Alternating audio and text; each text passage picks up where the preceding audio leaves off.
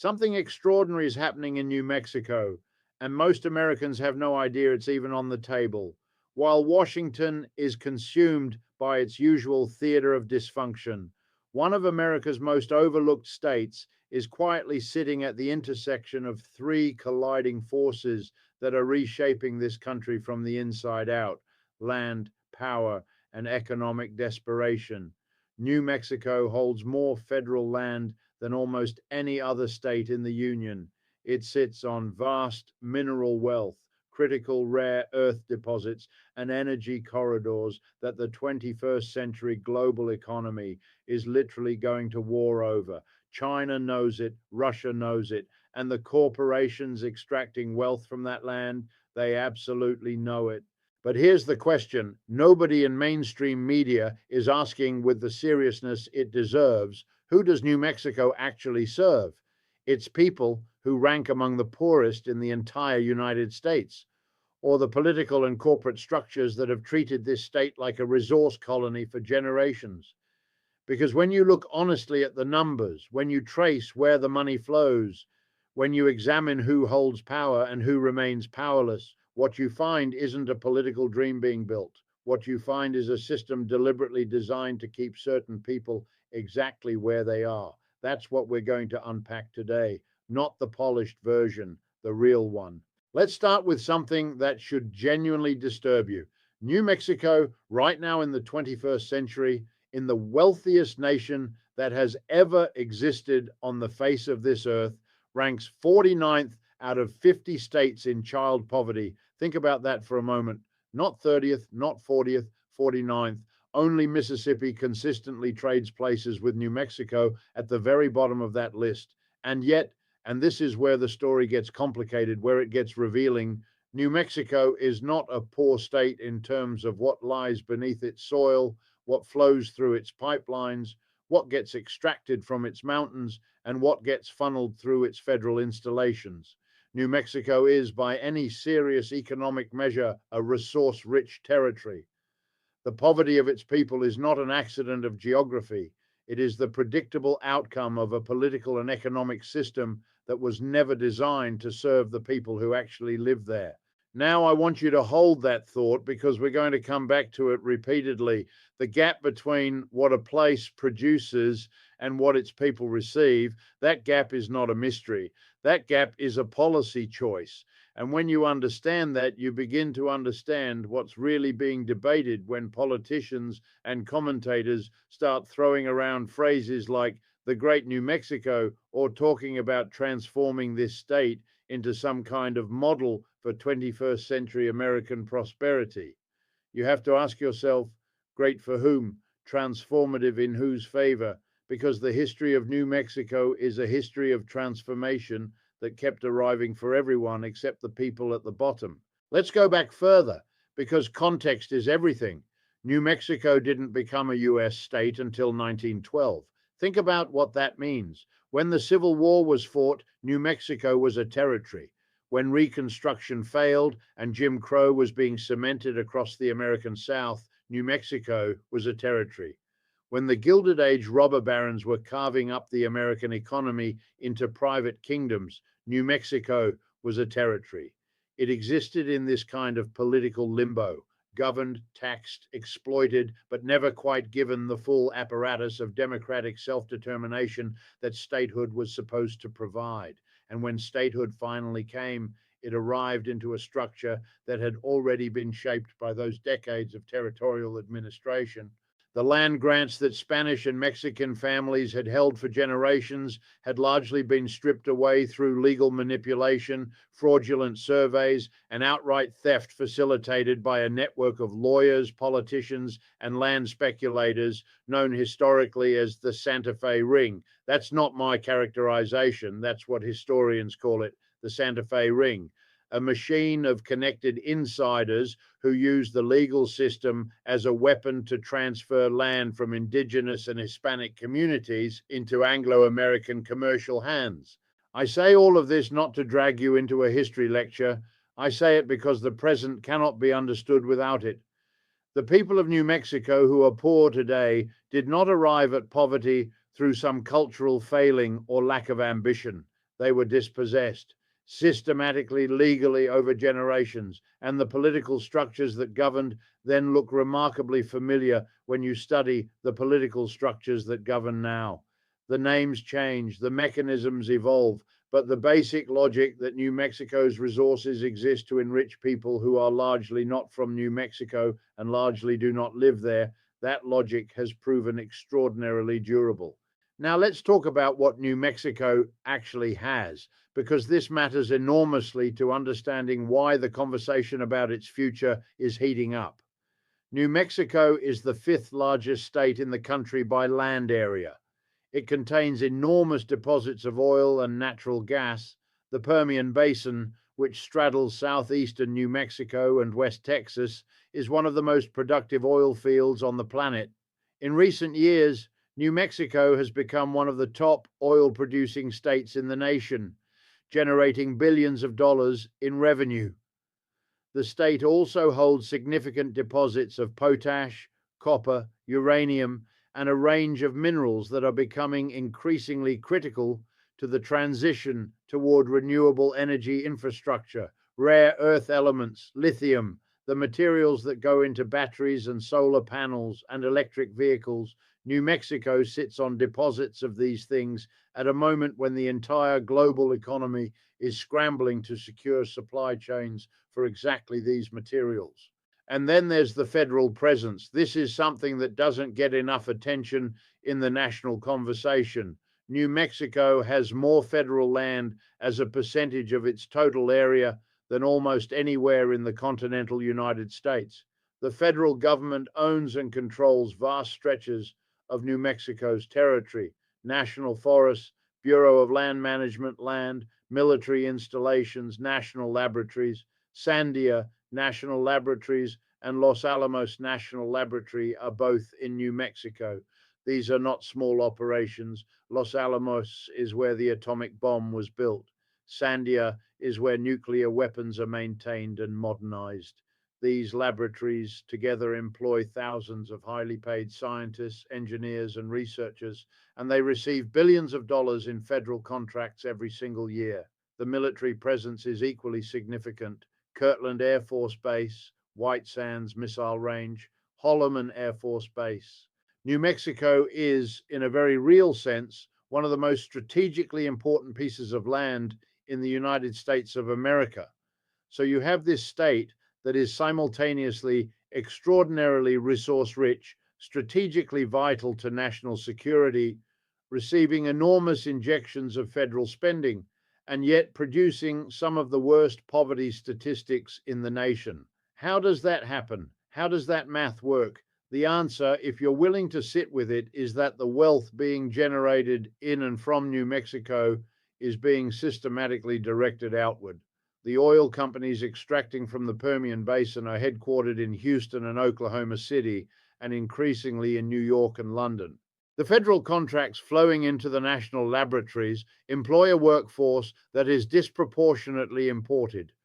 Highly educated professionals recruited from other states and other countries, who often live in the relatively affluent enclaves of Santa Fe and Albuquerque's Northeast Heights, and whose economic activity does not cascade downward in the way that advocates of trickle-down economics have been promising for 50 years that it would. The tourism industry that promotes New Mexico's extraordinary landscapes and cultural heritage generates revenue that flows through chains and corporations largely owned by outside capital.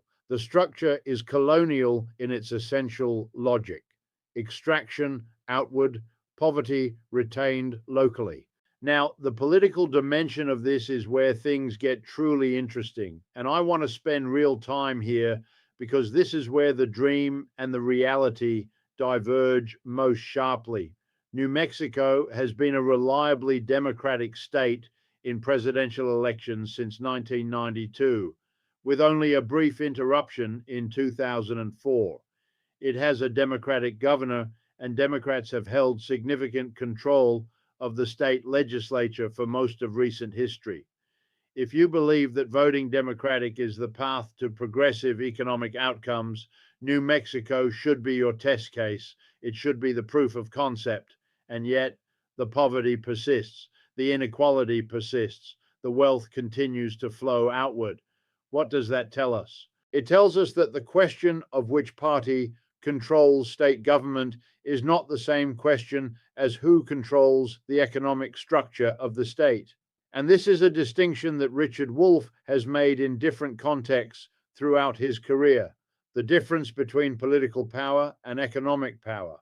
You can elect Democrats, you can elect progressives, you can put genuinely well-meaning people into the governor's mansion and the state legislature, and if the fundamental economic structure remains unchanged, if the oil companies still own the extraction rights, if the federal contracting system still funnels money to outside corporations, if the land ownership patterns established through 19th century dispossession remain in place, then the political change is largely cosmetic. It rearranges the faces without rearranging the forces. And this is not a cynical point. I want to be clear about that. It's not an argument for giving up on electoral politics. It's an argument for being precise about what electoral politics can and cannot accomplish without accompanying structural economic change. Because when people talk about the great New Mexico, when they invoke that phrase as a vision of what this state could become, the question that immediately needs to follow is, what structural changes are you actually proposing? Are you talking about changing who sits in office? Or are you talking about changing who owns the land, who controls the resources, who captures the wealth that is being generated every single day in this state? Let's talk about water, because in the American Southwest in the 21st century, water is not just an environmental issue, it is a geopolitical issue of the first order. New Mexico is an arid state in a region that is getting drier. The Rio Grande, which runs through the heart of the state, is under pressure from overuse, from population growth, from agricultural demand, and from the accelerating effects of climate change. The aquifers that farmers and communities in many parts of the state depend on are being drawn down faster than they are being replenished. And here is where global economic forces intersect with local reality in a way that is almost poetic in its cruelty. Some of the fastest growing water users in New Mexico are large-scale agricultural operations, many of them foreign-owned, growing water-intensive crops like pecans and dairy for export. Saudi agricultural companies have been buying land and water rights in the American Southwest, including in neighboring Arizona, to grow alfalfa to ship back to feed livestock in the Arabian Peninsula. The water that falls as snow in the Rocky Mountains and flows south through New Mexico, water that indigenous communities have depended on for centuries, water that small farmers have built their lives around, is being extracted and effectively exported in the form of crops to serve global commodity markets. This is what global economics actually looks like when it touches down in a specific place. It's not abstract. It's someone drilling a deeper well because the water table dropped. It's a farmer who can't get the water allocation that his grandfather had because corporate agriculture upstream purchased senior water rights. It's a community that watches its groundwater depleted to grow food that will be eaten in another country. And the political system at both the state and federal level has largely permitted this because the legal framework around water rights in the American West was designed in the 19th century for conditions that no longer exist, and updating it would require confronting very powerful economic interests.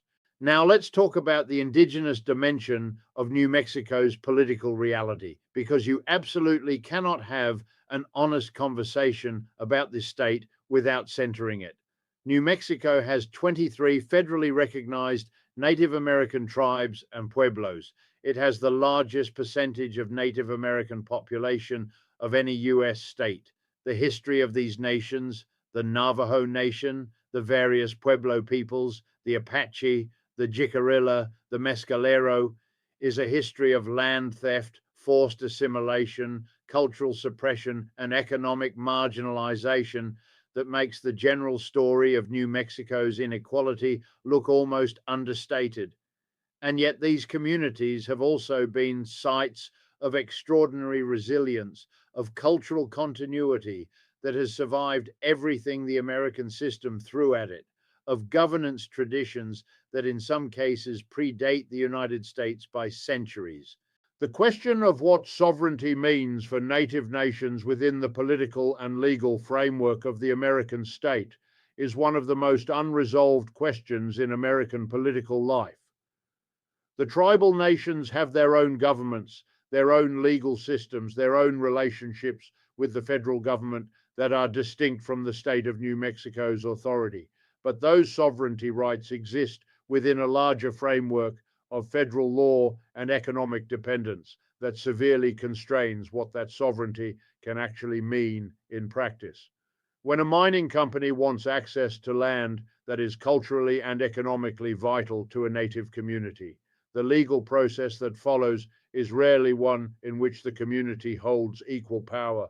The history is too long, the legal precedents too stacked, the economic pressure too asymmetric for that to be a fair fight. And so when someone promises the great New Mexico, when they talk about unlocking this state's potential, about bringing prosperity to all its people, about making New Mexico a model of 21st century development, the indigenous communities of this state are listening to that with ears shaped by hundreds of years of promises that arrived as dispossession. That skepticism is not irrational, it is historically earned. And any vision for New Mexico's future that doesn't grapple seriously with indigenous sovereignty, with the land claims that were never resolved, with the water rights that were systematically undermined, is not a serious vision. It's a press release. Let's shift to the question of education, because this is where the political dream most loudly announces itself and where the reality most stubbornly refuses to cooperate. New Mexico has for years ranked at the bottom of national education rankings. Its public school system is underfunded, understaffed, and serving a population facing the compounding disadvantages of poverty, linguistic diversity, geographic isolation, and historical trauma. The state has been through numerous education reform cycles, new standards, new accountability systems, new superintendents, new governors with new plans, and the fundamental numbers, graduation rates, literacy rates, educational attainment have remained stubbornly, depressingly low. Why? Because you cannot fix schools in isolation from the conditions that surround schools. A child who is hungry has difficulty learning. A child whose family is housing insecure has difficulty learning. A child who has witnessed violence, who carries the weight of family stress born of economic precarity, who attends a school in a building that is falling apart because the local tax base cannot support adequate maintenance, that child is not going to be saved by a new standardized testing regime or a charter school operator from out of state who arrives with venture capital and Silicon Valley approved pedagogical theories. The education crisis in New Mexico is inseparable from the poverty crisis, which is inseparable from the economic structure, which is inseparable from the political arrangements that sustain that structure. You cannot pull one thread and expect the whole fabric to change. And yet, and this is important, there have been genuine attempts at structural change in New Mexico that deserve honest examination. The Land Grant Permanent Fund, which captures a portion of revenue from resource extraction on state lands and channels it into education, has grown significantly and has provided billions in additional education funding. Governor Michelle Lujan Grisham's administration pushed through a program providing free college tuition at state institutions to New Mexico residents, a genuinely significant policy that places New Mexico ahead of most states on this particular dimension. The state has increased investments in early childhood education. These are real things. They're not nothing, but they are also measures operating within a system whose underlying structural logic has not changed. The oil companies are still extracting, the wealth is still flowing outward. The land ownership patterns established through 19th century dispossession are still largely in place. The reforms are real, but they are reforms at the margin of a system that needs transformation at its core. Now let's zoom out to the national and global context, because New Mexico does not exist in isolation, and the forces shaping its future are not purely internal. The energy transition is coming, and it is going to reshape the politics of resource extraction states in ways that are difficult to predict but impossible to avoid. If the global economy moves decisively away from fossil fuels, and the physics of climate change make some version of that transition inevitable, regardless of what any particular political administration does in any particular 4-year window, then the oil and gas revenue that currently funds a significant portion of New Mexico's state budget is going to diminish. The Permian Basin will not pump forever. The question is whether New Mexico has built or is building an economic foundation that can survive and prosper in a post-fossil fuel world, or whether the state is going to find itself in the position of so many other resource extraction economies throughout history, wealthy while the extraction lasts, impoverished when it ends, with nothing durable built in the interim. This is not an abstract future scenario. We have seen this movie before. Appalachian coal country, the oil patches of West Texas in the 1980s bust, the logging communities of the Pacific Northwest. When the extraction economy contracts, the communities that were never the primary beneficiaries of the boom bear the primary costs of the bust. The corporations move on, the executives retire comfortably, the workers and the communities are left with depleted land, degraded water, and an infrastructure that was built around an industry that no longer exists. New Mexico has an opportunity, a genuine, real, not merely rhetorical opportunity to do something different. It sits in one of the highest solar irradiance zones in the United States. Wind energy potential in the Eastern Plains is substantial. It has the land area and the federal partnerships to develop large-scale renewable energy generation. It has universities and national laboratories with world-class research capacity in the sciences and engineering. It has a cultural heritage and natural landscape of extraordinary richness that attracts people and investment. These are real assets, they are not imaginary. But assets don't automatically convert into broadly shared prosperity. They convert into broadly shared prosperity when the political and economic structures are designed to make that happen. When the people who live there own a meaningful stake in the development of those assets, when the revenue generated stays in the communities where it's generated, when the jobs created pay living wages and provide genuine economic security, when the decisions about what gets developed and how are made by the people who will live with the consequences rather than by distant investors who will never breathe the air or drink the water. The dream of New Mexico is real, grounded in existing ingredients, but it demands structural ambition American politics rarely provides. It requires rethinking ownership, decision-making, and who benefits, addressing indigenous and Hispanic dispossession as legal and economic realities, managing water as a shared resource, and creating an education system attuned to students' lived needs. The hardest truth is that none of this will come through normal electoral politics.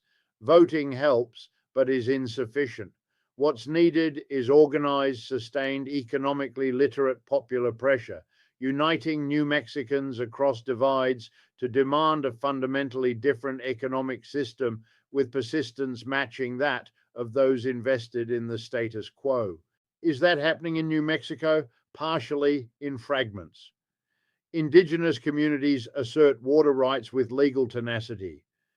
Energy sector labor organizers fight to ensure the renewable transition doesn't replicate fossil fuel exploitation. Educators, community organizers, and policy advocates work within the system while pushing its limits. A new generation from historically marginalized communities enters politics with clarity about structural change beyond incrementalism. Whether this leads to true transformation or remains important but insufficient reforms is the question New Mexico must answer in child poverty, graduation rates, water ownership, and energy revenue, showing if the century-old dream of upward mobility actually arrives. New Mexico stands at a crossroads, testing whether 21st century American democracy can deliver structural economic change or merely better management of injustice, a reality echoed across the nation.